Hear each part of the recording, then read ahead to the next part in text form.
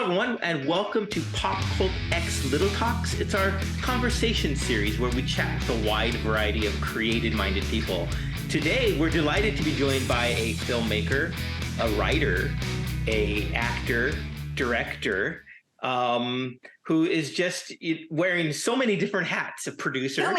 Too many hats. And that is Rachel Paulson. Welcome to the show, Rachel. Hi, thank you for having me. I'm excited to be here. I'm excited to chat. Yeah, it is great to have you on here. And like I said, you wear a lot of different hats. And that is really cool because I think that the more items we can get our hands on and do, it just makes us better as people. So give me real quick, just for our audience sake, who might not be familiar with you, maybe your last name, but how did you get into the filmmaking industry? How did this come to be? Okay, it's a great question. So I kind of just grew up doing this. I mean, like you said, I have family in the industry. Obviously, both of my sisters are in this industry as well. And so I kind of grew up and, we were kind of doing things together. And Sarah was in the industry already. And then Liz kind of, went after her. And then I was kind of like, well, I guess that's what I should do. And so then I started doing it and, but we're a lot different, we all do a lot of different stuff. And I think the way that mine kind of pivoted into all of these hats is, I can't figure out exactly what I like more, so I think it's like, yeah, I got you. I think I started with acting and then I was like, oh, this isn't enough. I was like, I need to write better roles for myself. And then I started writing and then I was like, this is enough. I have no control. And then I was like, I need to start directing. And then I was like, okay, this is good, but now I miss acting. Right. So it's like, I think it's just kind of this like ever kind of revolving door of me kind of doing a multitude of those things. And then, and then teaching came up because if I'm being honest, it was the pandemic and I was poor and I was like, I need to do something. And so that's kind of where that came from, which is now spawned into this kind of crazy thing. But, that's how it started. It really started because, honestly, I have my sisters to thank for that because if they hadn't done it, I don't know if I would have probably found it eventually. But I don't think I would have found it as soon if it hadn't been something that they were already pursuing. Well, you answered my next question. It was going to be if your family line wasn't in the industry and creative minded, would you have made your way there? But I guess, yeah. Yeah, I can go into it a little bit more. I definitely think I would have found my way there. I think, I'm a firm believer that you have to be, this industry is so hard to be in. I think you really have to like love it in order to kind of have the longevity of staying there. And I think I would have eventually found it. It just may not have happened as soon, which means, it may have just taken longer for me to get to kind of where I am now, So, yeah. So growing up with your sisters, now me, I'm creative minded. I like to think of myself as that. And I always used to have with my sisters, I put on like little plays for my parents and stuff like that. Now with your other two creative sisters, did you guys do anything like that just went crazy? Yes. I remember at first I never wanted to do them like when I was really young because they're, I don't know if you know, but I'm the youngest. They're about like 8 and like 9.5 years older than me. So when I was really little, they were already like, 10, 11, 12, things like that. And, they would like force me to do these plays with them. And at first I was like really annoyed. And then like by the end of it, I was like, wow, I love this. This is so fun. And then like there would be people would come over and we would do like performances for, nice. Okay. Like all that stuff. And obviously we did the classic like performances to like teddy bears and dolls and things like that. But yeah, we were doing that all the time. Yeah. That's cool. Yeah. That was a lot of fun. I remember that was like really, that was my first directing gig. Right. Same. I was just about to say that was the first time I wrote something, right? It was like, okay. That's cool. So did that lead you into high school? You also, I saw in your bio that you also went to a performing arts school like me. So yes.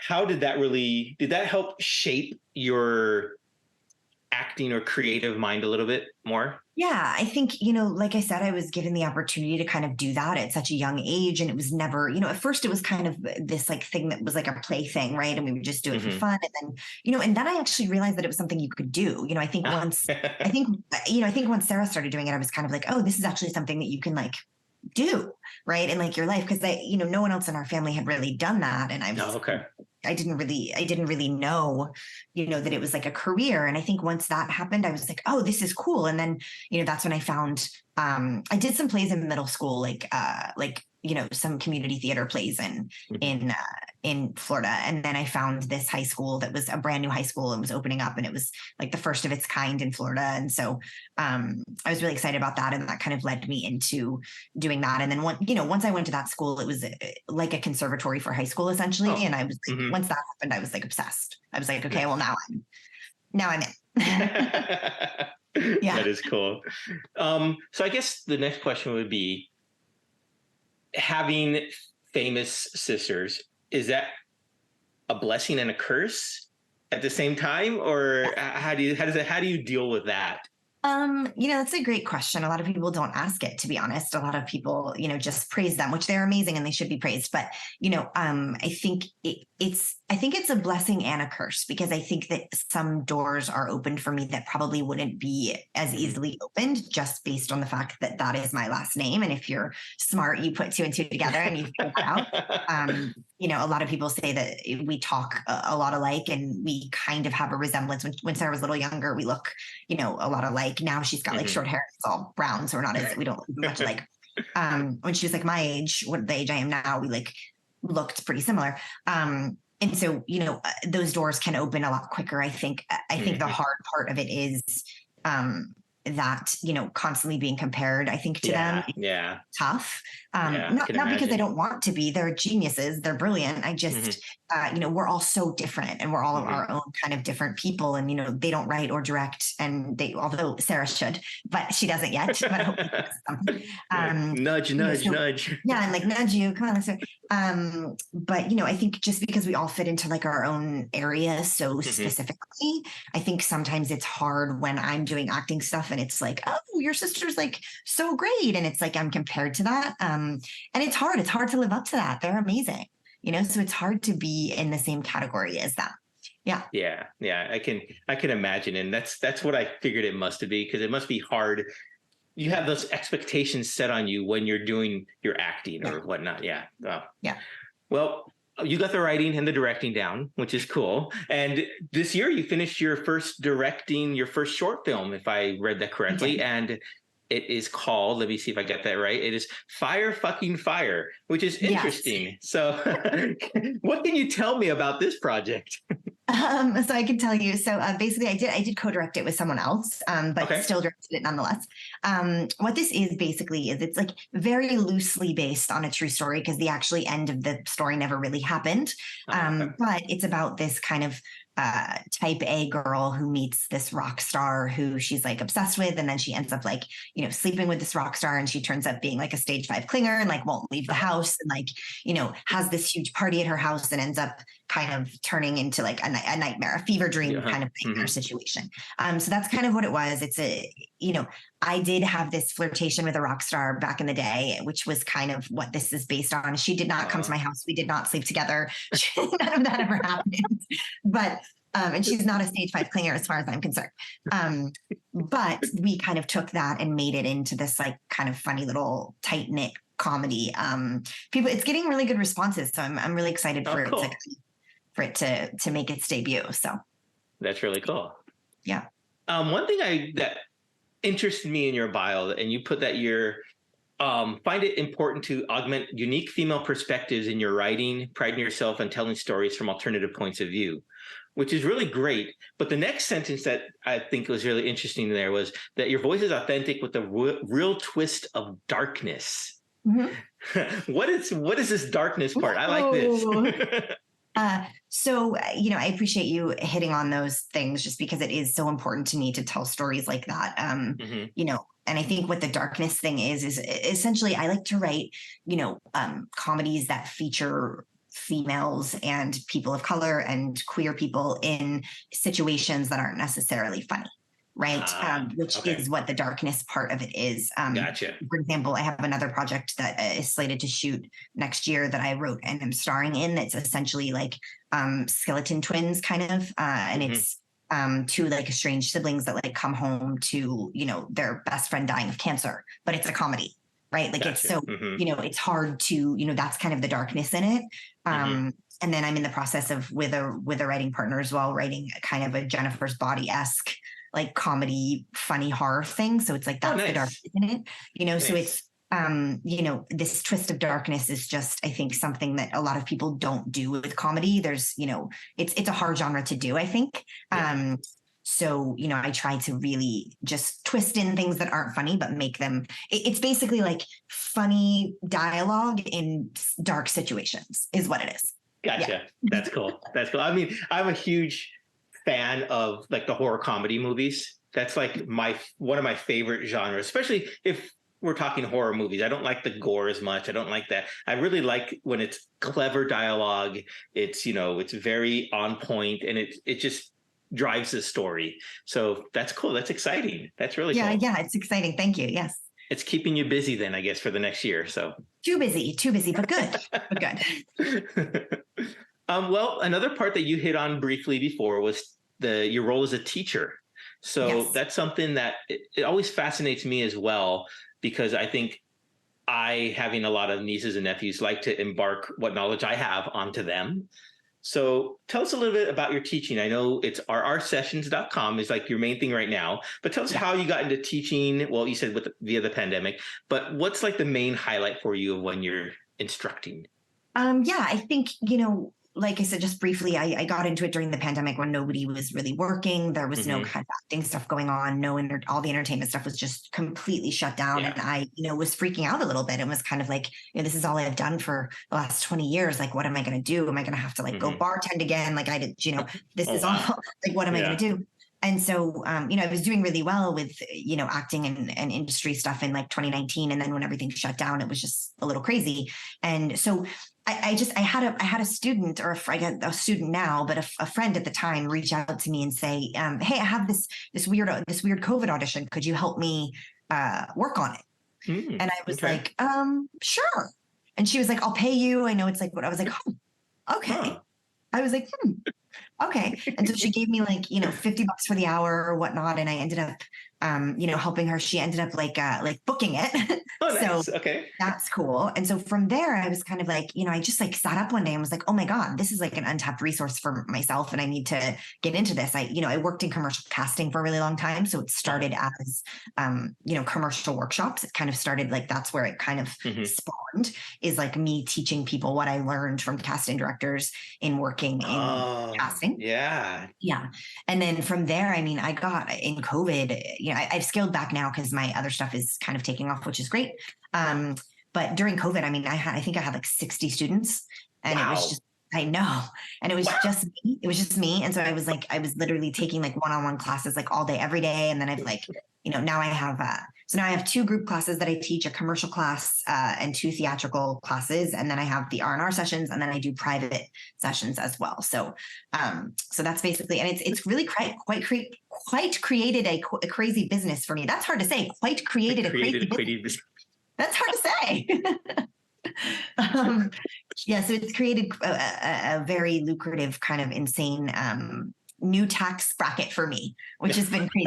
So it's nice. It's been nice. New tax bracket. Yeah, but I think that the coolest part of it, to be honest, and this sounds lame, but it's truly why. The money is obviously beneficial. Obviously, I'm not going to lie about that. But I think it's really like, I wish that I had a me when I was like starting out acting. I wish I had someone that was really blunt and was telling me like it was, and wasn't sugarcoating anything, and was kind of like, this is how it is, but I'm going to introduce you to the right people and, send your materials into people that I've made connections with. Like, I wish that I had myself when I was starting, and I really didn't. And so I think being that for students is something that I'm trying to pride myself on, So you're more than just a mentor or teacher. You're also a resource for them. So that's really cool. Yes. That is really cool. I can imagine 60 students and booking individual sessions. That just must have been a logistical nightmare. It was, Google Calendar, I should buy stock in it, because I literally, if it's not on that calendar, I don't do it. This is non-sponsored. Okay, non-spawn. It's like I just use it every day. Very cool. Well, you mentioned your 2 projects for next year. What other things do you have in the books that you're allowed to talk about? Let me see. What am I allowed? So, like I said, the one that I said, it's called Making Estrangements. That is one that is hopefully shooting either February or March of next year. That's the one about the estranged siblings. And then I am slated to direct. I'm actually directing a music video, which is kind of cool. Nice. I'm trying to get into directing music videos and commercials. So that's probably going to happen this year, honestly. I think. So I'm doing that. And then there's a couple of things I can't talk about, but there's like one of them is a short that I've been hired on to direct, and then a couple other projects here and there. And I'm always collaborating. I'm always meeting like great people and kind of seeing how, we can all work together. And, I just want to be working with people that are really good people and know what they're doing, or, no asshole policy type of thing. I gotcha. Yeah. Now, you said music videos. That is really cool. That's something that I've always been interested in shooting and directing. What really draws you to that? Is it more of just the music aspect of it and, visualizing a story from their song? Because I think every song has a story. Every song has a story. Yeah. I think to me, what draws me to it is like, I've always been really obsessed with like what goes into songwriting. I've never really understood it. And it's funny because I'm a friend of mine is a musician, and she was saying, I never understand when people can write scripts. And I'm like, are you crazy? I don't understand when people like, that's simple. Like, I don't understand when people can write songs. And so I think I've always had like this kind of fascination with like really good songwriting. Yeah.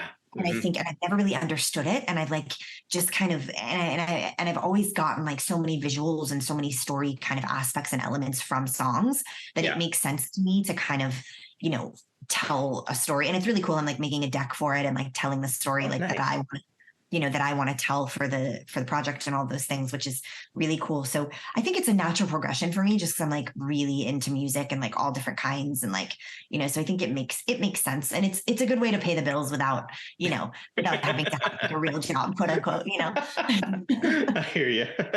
I mean, like one of my favorite genres of like films is like biopics, musician biopics, or artists who can take like the film across the universe, where they took the Beatles music and turned it into a film. So I need to rewatch that movie. I saw that in theaters and I haven't seen it since, and I need to rewatch it. It's so good. It is. It's like one of my favorites. So anytime who's the guy in it? It's Evan Rachel Wood, and who's the guy? Evan Rachel Wood. There's who's the love interest? Oh, he was just in a bunch of other things too. Can't think of his name offhand, but I can look it up. Yeah, just let me know what it is. But I need to rewatch that. Oh, I forgot about that movie. And Moulin Rouge. Oh. Yes, exactly. Moulin Rouge. I just saw that recently for the first time, and I was just blown away. I couldn't believe I had waited that long to watch it, because it's like amazing. The style of movies that I really love. It's really amazing. I really like all of Baz Luhrmann's stuff. I think he is just visually so beautiful, and like a lot of it looks like a music video, kind of. Do you know what I mean? Like it's very like very in your face and kind of, which is really cool. I love him. I think he's great. Yeah, he is really great.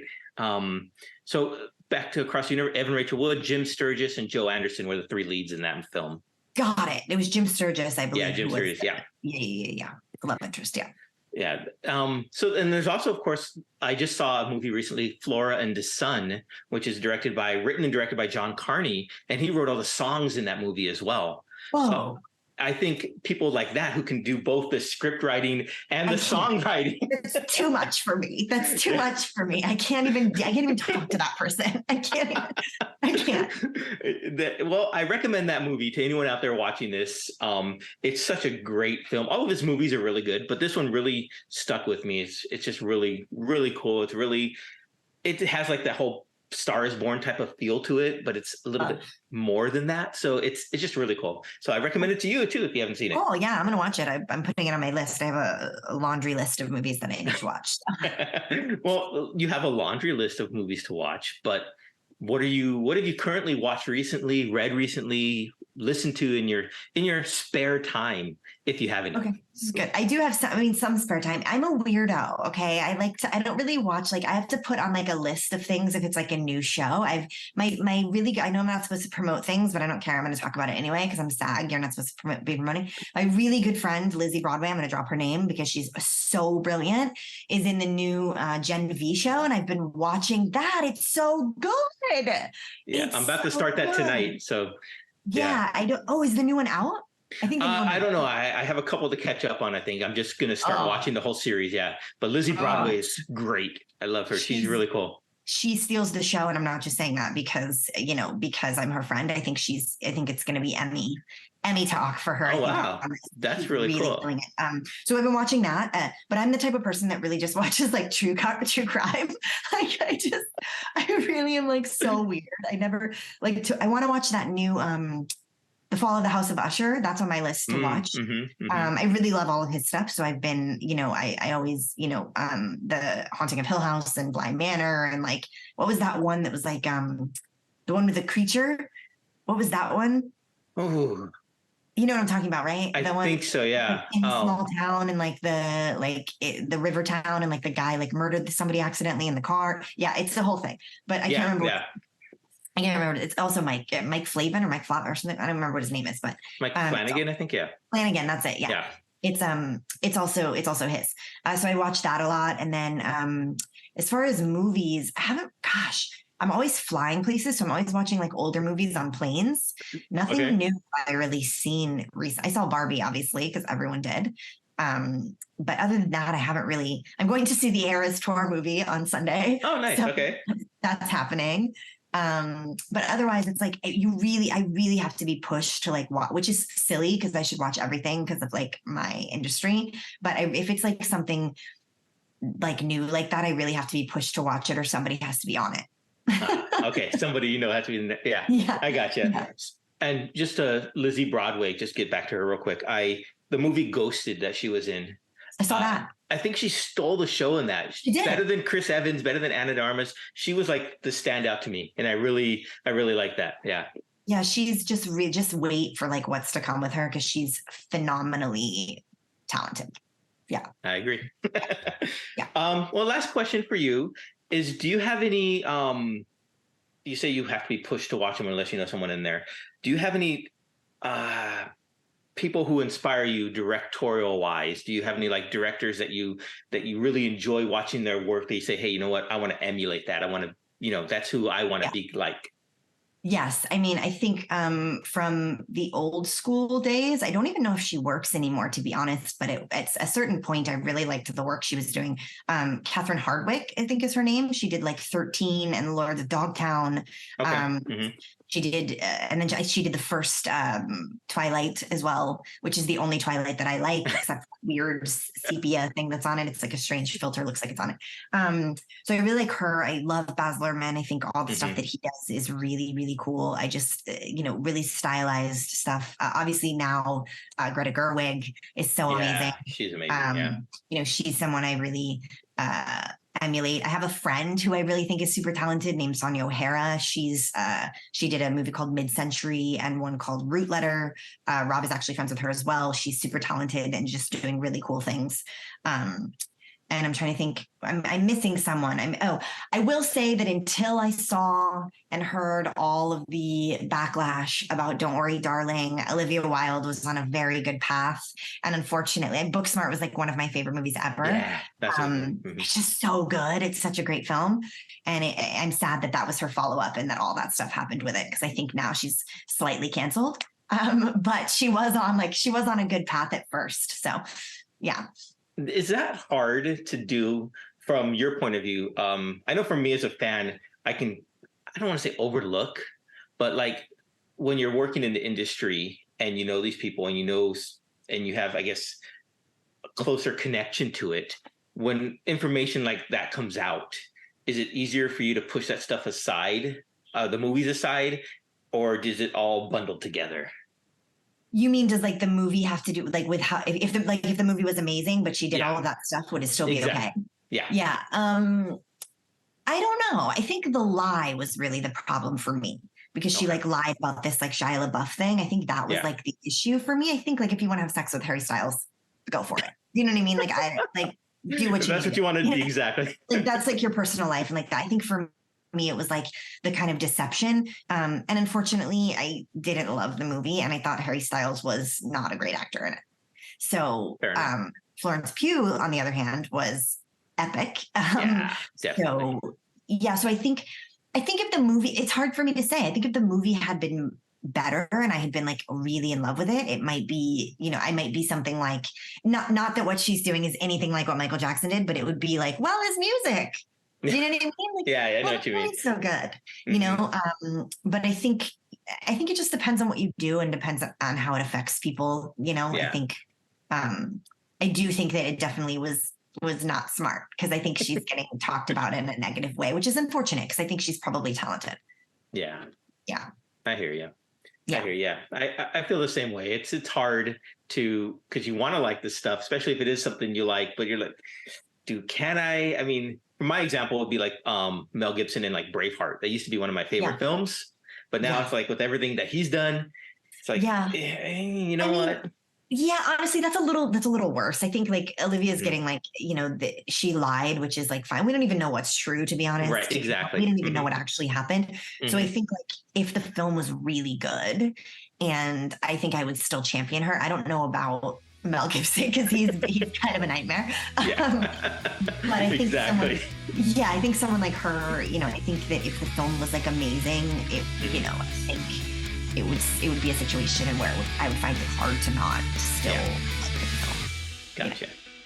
Yeah. Very cool. Very cool. Well, thank you for that insight. Thank you for showing us how, different perspective on things like that. So, Rachel, thank you again for taking some time to chat with us today. We really appreciate it. Of course, Danny, I appreciate it. I am happy to be here, and I thank you for having me.